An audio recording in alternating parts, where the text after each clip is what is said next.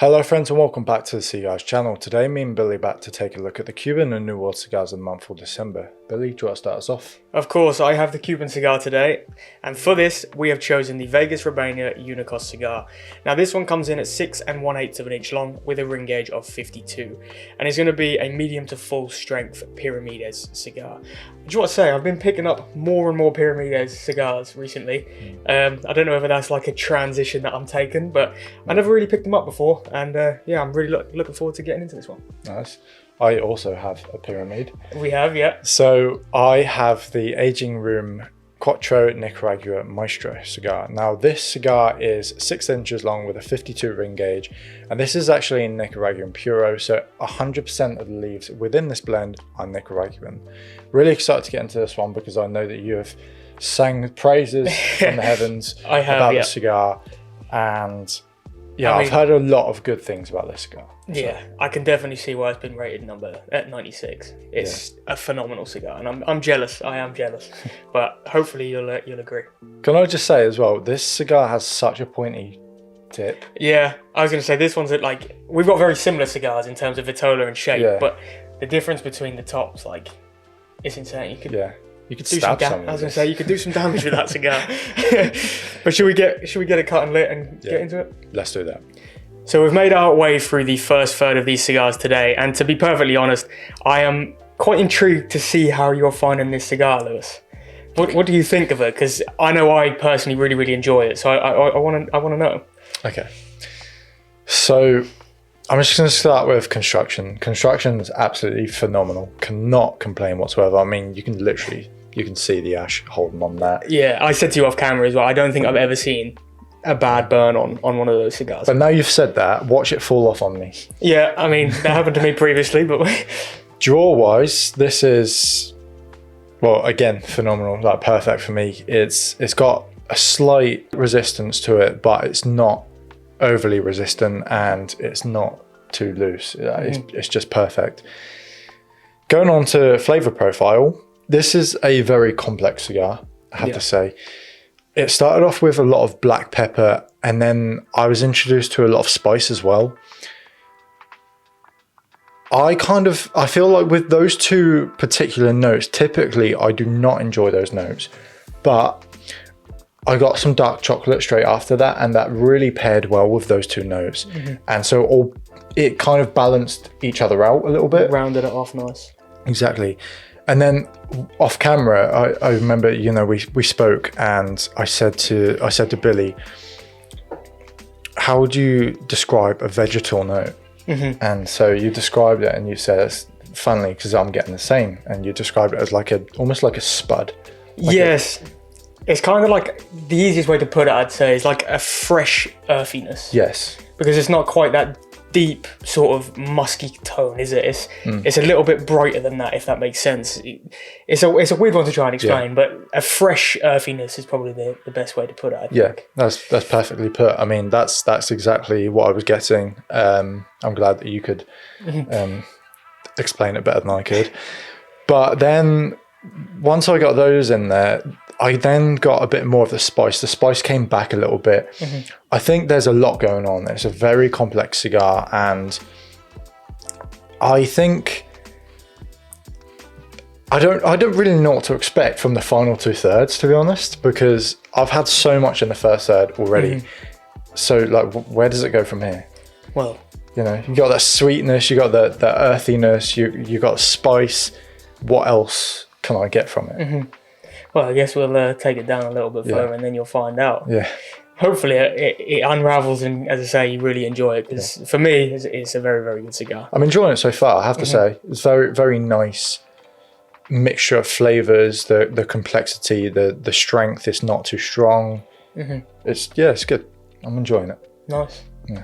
So the Vegas Robaina, I would say, well, I'll start off with construction as you did. To be perfectly honest, as far as Cuban cigars go, this is probably one of the best burning cigars that I've had. It's pretty much been perfect the whole way through. I mean, you can see a little bit, it's kind of gone a little bit wonky recently, but I feel like that will just touch itself up and level back out again. Draw, maybe a little bit on the tighter side for myself. maybe perfect to the majority of people. I wouldn't say that it's anything to really complain about. It's not like I'm struggling to get, a draw off of it, but it's slightly tighter than I prefer, if that makes sense. In terms of flavor profiles, overall, it's quite vegetal. I know you just said that off camera, and we did have that little discussion, but the overall profile of this cigar is that it's very vegetal. It has hints of cedar wood and a little bit of like a toastiness coming in and out as well, which again, it's very mellow. It's not overly pronounced. It's not, kicking you in the face with loads and loads of different flavor profiles. But for what it is, mellow, nice, easygoing, it's quite enjoyable. I know that you mentioned the visuals of the cigar as well. You weren't too sure on that, were you? Yeah, no. And it's funny because we did have a Vegas Robaina in, I believe it was November last year for Cigar of the Month. And back then I rewatched it and thought, and I was saying how lovely I thought the band was and all of this stuff. But I don't know whether it's been like a transition over the last year or so, but to me it's very standard looking. The wrapper leaf for me is quite blotchy. It's not, this pristine looking, smooth cigar wrapper. It's got bumps in the road here and there. It's just a bit more rustic looking. And as I say, over the year, we've seen many new bands coming, especially from the New World side. Yeah. The bands are just getting more and more intricate, and the design is flawless. They're keeping up with the new times. Yeah, exactly. And from a marketing perspective, the band makes absolutely every difference. Oh yeah. For me, this is now very quite plain, simple. It's not a horrible band. It's not something that I don't like. But in terms of where all the other brands are going, and the Romeo and Julieta, Hoya de Monterrey, how their band is very intricate, I would say that this one's quite simple. So yeah, I don't know. But so far, it's just a classic, though, isn't it? Really? Yeah, exactly. And Cuba don't really reinvent themselves as such, do they? They kind of stick to what they know, and they follow that on. So. Well, you say that there is the Pascas Linear Maestro. Yeah, phenomenal looking band. Yeah, but it is more of a recent band. That is a very recent band. Yeah. Maybe obviously that's where it comes into change, because when you look at Pascas, especially the Serie Ds and the Serie O's, that's Eliva, my bad. Especially when you look at the Serie Ds, they're quite a plain, just red band, gold writing. So I don't know. Maybe we'll see some changes in the future, but who knows? Yeah. I think for now, I guess we'll take these down to the middle third and check in again. Cool.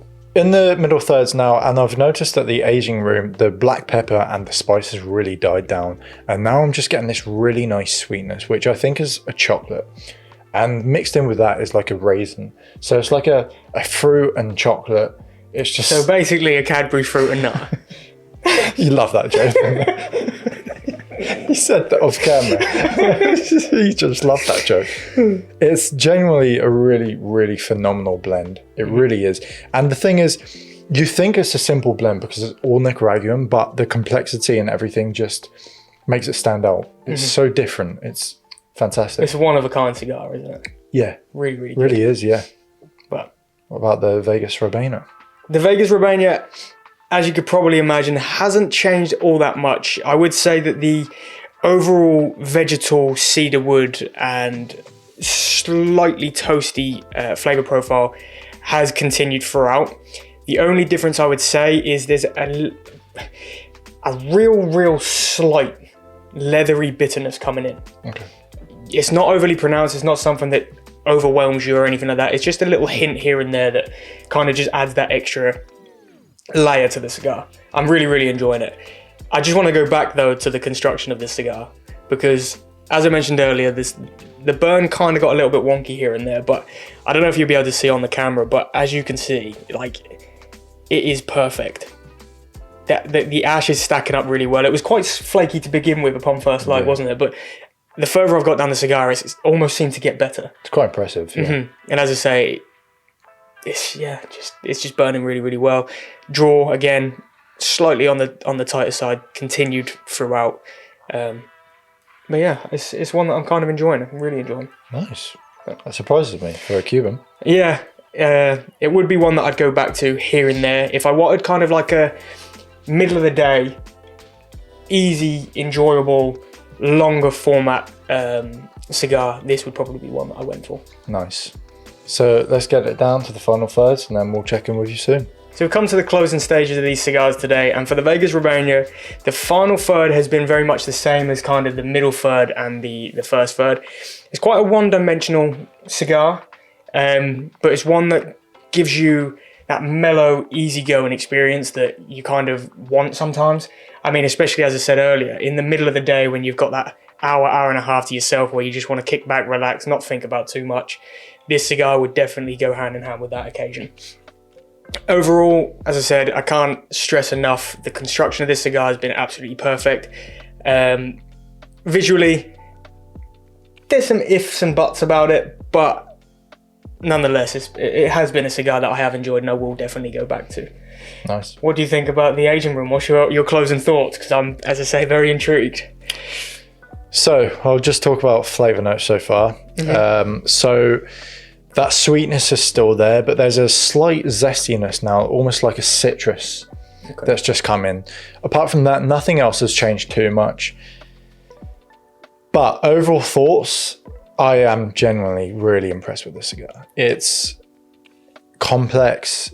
It's got some strength to it, but it's not overwhelming. I'd say probably medium strength, really. Construction wise, absolutely perfect. Cannot flaw it whatsoever. I like it, I think. I'm glad, because I've been, since I first tried this cigar, and it was a couple of years ago now maybe, I've been saying to you, this is one you definitely really need to try. It's one that I can't praise enough, and I'm glad you finally had the occasion to sit down and enjoy one. But yeah, two very good picks to close out the year. 100%. It's been a great year for us at C.Gars and for us in general. We get to try so many different cigars. It's such an honour, really. And obviously, you guys at home, the continued support is always appreciated. And hopefully we can take that into 2025 with the first 2 picks of Cigar of the Month in January. Yep. But I suppose we'll see what that brings a little bit down the line. Yeah, you have to wait a little bit to see those ones. Exactly. If you guys did enjoy this video, please leave a like down below. Comment what your thoughts are on these cigars if you have tried them. If you haven't, the links will be in the description below. And until next time, stay safe and happy having. Peace.